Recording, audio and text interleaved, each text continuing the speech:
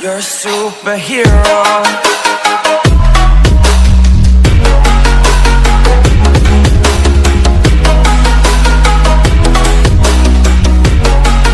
Can I be your superhero?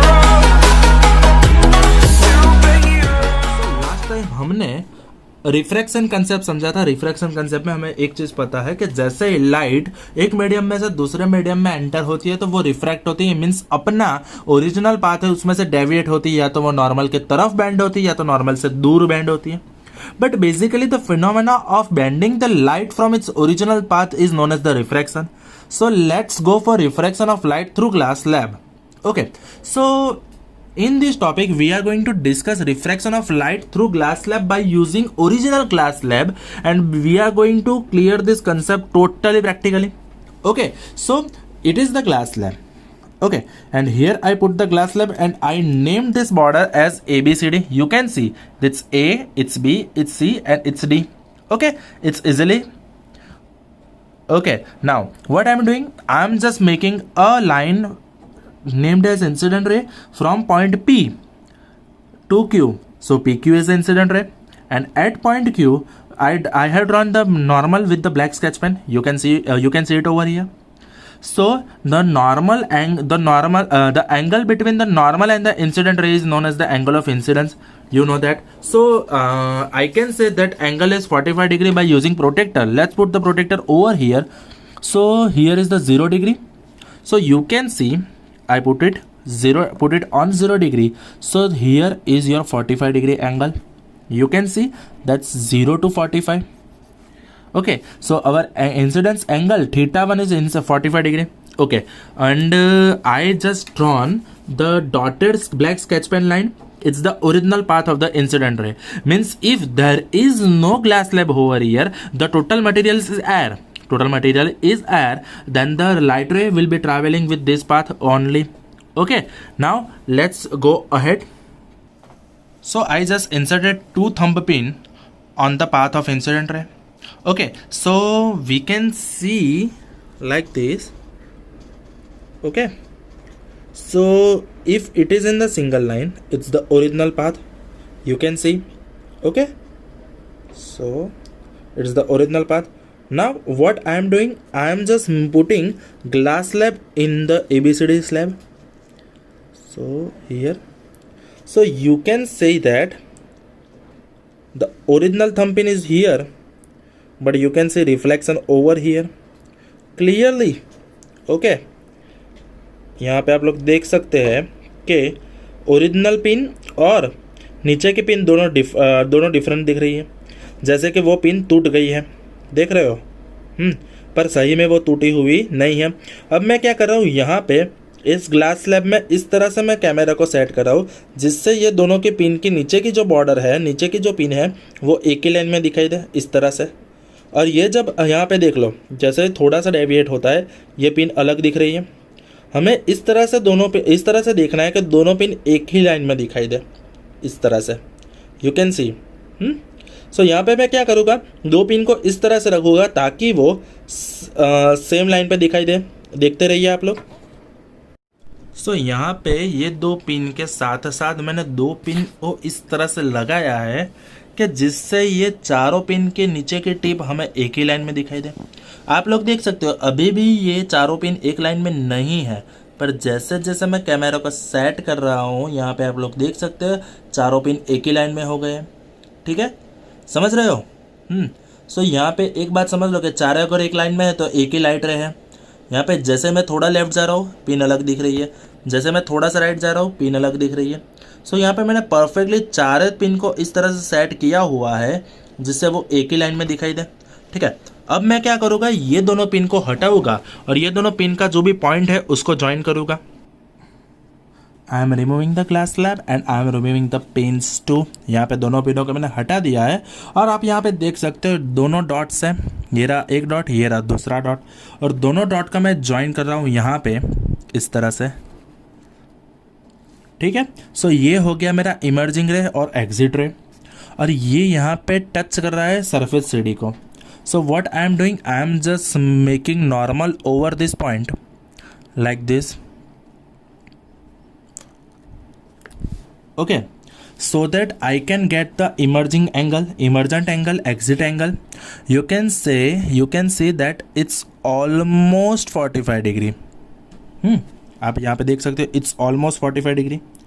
यहाँ पे ये 0 डिग्री पे मैंने नॉर्मल सेट किया तो ये हो गया मेरा ऑलमोस्ट 45 डिग्री.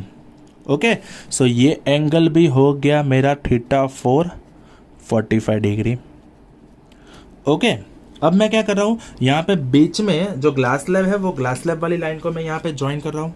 सो ये वाली जो लाइन है ये Q से लेके ये तक की लाइन ये मैंने ज्वाइन कर दी है. सो यहाँ पे क्या हो गया, ये हो गया हमारा लाइट रे PQ. अब PQ हो गया हमारा इंसिडेंट रे. ये जो PQ है, PQ क्या हो गया हमारा इंसिडेंट रे, और यहाँ पे Q से R तक का हो गया मेरा रिफ्रैक्टेड रे, और R का S जो हो गया वो हो गया मेरा इमर्जिंग रे. Again saying, so PQ is my incident ray, QR is my refracted ray, and RS is my emerging ray. So the angle between refracted ray and the normal is refraction angle.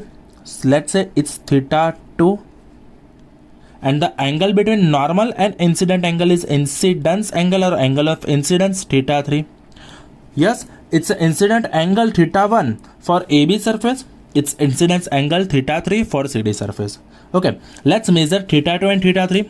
So we can see that θ2 is around 28 degree. You can see that. Okay, so ये रहा हमारा पर θ2 0 to almost 28 degree. So θ2 is almost 28 degree. Let's say θ3. What is θ3?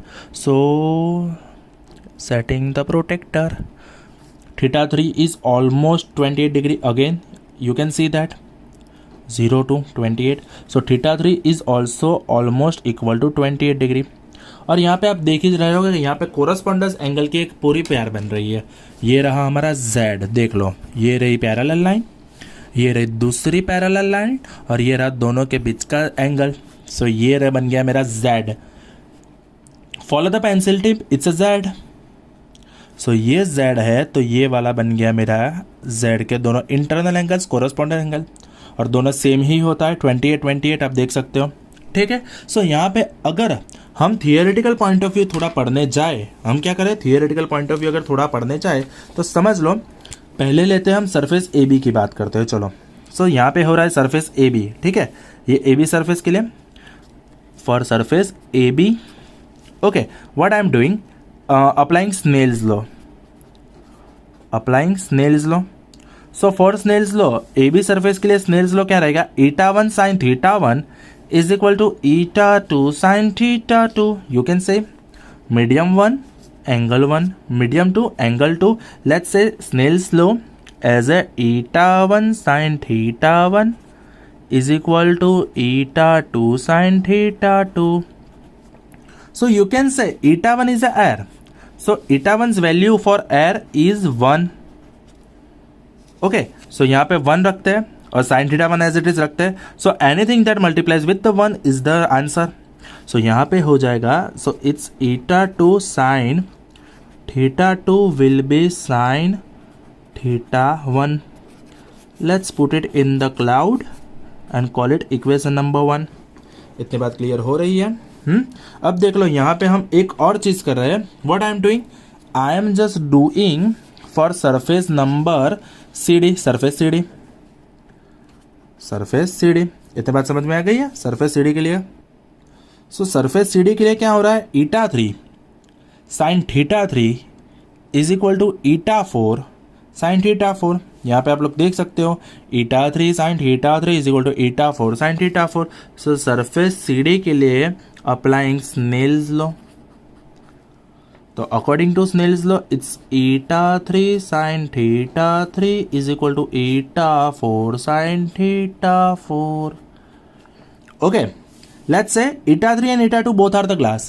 This is the medium. So यहाँ पे η3 दोनों same ही है, glass ही है. सो η3 की जगह मैं η2 लिख सकता हूँ. So I am just writing η2. θ2 and θ3 both are the same because of the correspondence angle. So θ3 की जगह मैं θ2 लिख सकता हूँ. So η2 sin θ2 is equal to, what I am doing, I am just putting η4 as 1. So it's a 1 and sin θ4. Okay, so basically it's eta 2 sin theta 2 is equal to sin theta 4. Again, let's put it into a cloud and say it equation number 2. So by comparing equation number 1 and equation number 2, both are having same LHS. Eta 2 sin theta 2, eta 2 sin theta 2. If both are having same LHS, then both are having same RHS. If दोनों equation का LHS same हो रहा है तो which means के दोनों का RHS भी सेम हो रहा होगा. सो यहाँ पे मैं एक बात काफ़ी क्लियरली लिख सकता हूँ from equation 1 and 2 sin theta 1 is equal to sin theta 4. Okay, we cannot cancel out sin as it is a trigonometric function, but we can purely write theta 1 is equal to theta 4. So it's a theoretical point of view. ये हो रहा है हमारा theoretical point of view for refraction of glass through light glass slab, refraction of light through glass slab. Theta 1 is equal to theta 4. और हमने यहाँ पे वही चीज़, वो थियोरेटिकल पॉइंट ऑफ व्यू हमने पूरा ग्लास लैब का इस्तेमाल करके ये प्रूव किया है. थीटा 1 भी 45 डिग्री है, थीटा 4 भी 45 डिग्री है. समझ रहे हो? विच मीन्स इंसिडेंस एंगल ना इमर्जिंग एंगल सेम हो रहा है. विच मीन्स इंसिडेंट रे का जो पाथ है और इमर्जिंग रे का जो पाथ है वो दोनों सेम डायरेक्शन में होगा. पर यहाँ पे आप एक चीज काफी सही से देख रहे हो कि जो भी हमारा ओरिजिनल पाथ है, जो मैंने black dotted sketch pen line से ड्रॉ किया हुआ है, और यहाँ पे जो एग्जिट वाला पाथ है, इमर्जिंग पाथ है, जो पिंक स्केच पेन से ड्रॉ किया है, वो दोनों थोड़ा सा डिस्प्लेस हुए हुए हैं. वो दोनों क्या हुआ है? थोड़ा सा डिस्प्लेस हो गए. तो वो डिस्प्लेस हुए, वो कितने डिस्प्लेस हुए मुझे ये फाइंड करना है. So I need to go for the perpendicular distance. यहाँ पे आप देख सकते हो, यहाँ पे मैंने ड्रॉ किया परपेंडिकुलर डिस्टेंस, ये रहा. Okay, so I can say, okay, so it's E. I can say it's E. So RE, distance RE, what is the distance around? It's 19 centimeter, 19 mm, that's 1.9 centimeter. ये distance क्या हो रहा है? RE. तो RE distance हो रहा है 19 mm. It's known as lateral displacement. इसी को हम बोलते हैं लेटरल डिस्प्लेसमेंट. समझ लो क्यों? तो यहाँ पे हमें पता है कि जैसे ही हमने मीडियम चेंज किया, जैसे मैंने ग्लास स्लैब रखा है, तो जो ओरिजिनल पाथ है वो ओरिजिनल पाथ 19 mm से डिस्प्लेस कर गया. 19 mm से डिस्प्लेस कर गया. So it's a lateral displacement by using concept of refraction of light through glass lab. यहाँ पे आप ये चीज़ को काफ़ी सही से समझ रहे हो. ठीक है, अभी आप देखते रहिए कि मैं यहाँ पे क्या करूँगा, चारों पिन को एक पाथ पे रख के दिखाता हूँ आपको. Stay tuned. So to understand more detailed refraction, I just inserted some pins over here. Our flag, orange, white, green. Jokes apart. So here a rubber band with the green color, light lemon yellow color, whatever the color. So here is the original color, an original path that is not bent, you can see. Okay, without glass slab. So if totally medium is air, then the light ray will traveling in this path. Okay, and if I am applying or I am inserting this glass slab over here, so that path will be deviate to this orange rubber band color. You can see. Sorry for disturbances. So यहाँ पे हम देख सकते हैं कि ये वाला जो पाथ है, यहाँ पे ये पाथ ने, ये जो ग्रीन पाथ है, यहाँ पे ये इतना डेविएट हो रहा है. It's a refraction. यहाँ पे ये जो है ओरिजिनल पाथ से ये इतना बेंड हुआ, इट्स अ रिफ्रैक्शन. ओके, ये बात समझ में आ गई? So this is the refraction concept. Okay, we can use laser light over here. Stay tuned. अरे अंधेरा कायम रहेगा, शक्तिमान. सो यहाँ पे अंधेरा मैंने इसलिए किया है ताकि मैं आपको कुछ लेजर लाइट के करामत दिखा सकूं. ओके, इतनी बात समझ में आ रही है आप लोगों को? और यहाँ पे आप देख सकते हो, यहाँ पे दो इमेज बन रही है. ये भी इस तरह एक तरह की रिफ्रैक्शन है. और यहाँ पे ये है हमारा incident ray, you can say.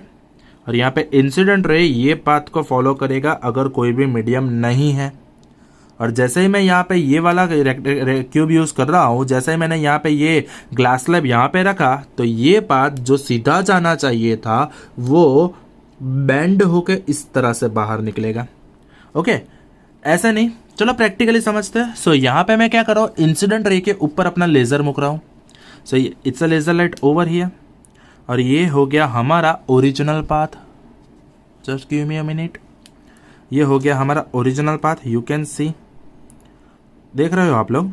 Okay, अब मैं यहाँ पे लेज़र लाइट को नहीं हटा रहा हूँ, सिर्फ क्या कर रहा हूँ, ग्लास स्लैब को यहाँ पे मैंने एंटर किया है। तो यू कैन सी यहाँ पे जैसे ही मैंने ग्लास स्लैब को अपने जगह पे रखा ABCD में, तो यहाँ पे देखो ये जो लाइट रे, जब ग्लास स्लैब नहीं था तो ये सीधा था, और जैसे ही मैंने ग्लास स्लैब को एंटर किया, लाइट रे ने अपना डायरेक्शन चेंज कर दिया। देख लो अपना जो ओरिजिनल पाथ है, यहाँ पे मैं क्या करूँगा, ओरिजिनल पाथ के ऊपर पेंसिल रख रहा हूँ, ठीक है, ये रही पेंसिल। ओके, अब मैं क्या करूँगा, ये पेंसिल वाला जो है यहाँ पे इस तरह से, ओके, उसके बाद मैंने क्या किया, सिर्फ यहाँ पे एक ग्लास स्लैब को एंटर किया, और ये बन गया दूसरा नया वाला path, you can see. Okay, इतनी बात समझ में आ गई। सो ये यहाँ पे ओरिजिनल पाथ से 90 हो रहा है, देख लो, समझ रहे हो। तो जैसे यहाँ पे मीडियम बदला, तो लाइट रे यहाँ पे क्या हुआ, रिफ्रैक्ट हुआ, लाइट रे यहाँ पे क्या हुआ है, रिफ्रैक्ट हुआ है, यू कैन सी। ओके, अब यहाँ पे काफ़ी क्लियरली देख सकते हो, लाइट रे यहाँ से रिफ्रैक्ट होके, डेविएट होके अपना पाथ बदल के यहाँ पे जा रहा है। इतनी बात समझ में आ गई। So it's the refraction of light through glass slab.